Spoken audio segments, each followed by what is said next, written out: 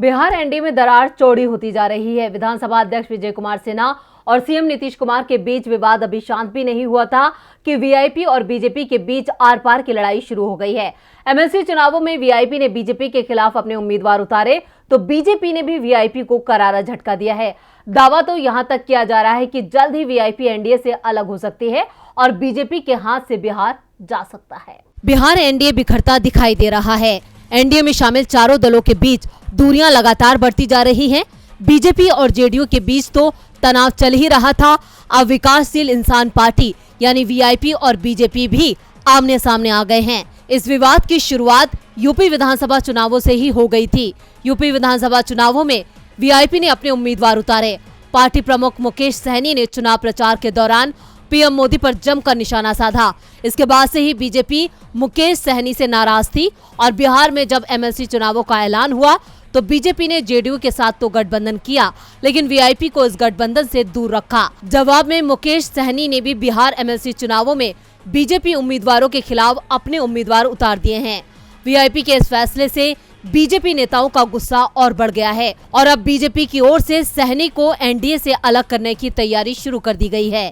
इसकी झलक विधानसभा उपचुनावों में दिखाई देने लगी है। एनडीए में वीआईपी के कोटे की सीट पर बीजेपी ने दावा ठोक दिया है और अपना उम्मीदवार उतार दिया।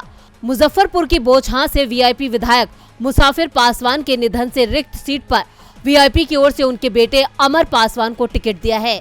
इस सीट पर 2020 के विधानसभा चुनावों में वीआईपी को जीत मिली थी, इसलिए उपचुनावों में भी उसी का दावा था। लेकिन बीजेपी ने वीआईपी के दावे को खारिज करते हुए बोचहां से बेबी कुमारी को उतार दिया है। यानी बिहार विधानसभा उपचुनाव में भी एनडीए के दो दल आमने सामने आ गए हैं।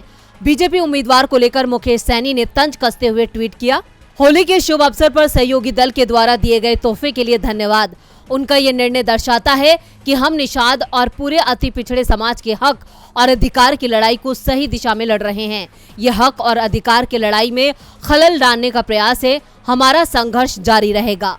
वीआईपी बीजेपी के आगे झुकने को तैयार नहीं दिख रही है, तो दूसरी तरफ एनडीए के एक अन्य सहयोगी हम ने भी बीजेपी की उम्मीदवारी का विरोध किया है। हम के प्रवक्ता दानिश रिजवान ने कहा कि बीजेपी परंपराओं की अनदेखी कर रही है। बिहार में अगर हम और वीआईपी एनडीए से अलग हो जाती है तो नीतीश कुमार की सरकार भी चली जाएगी।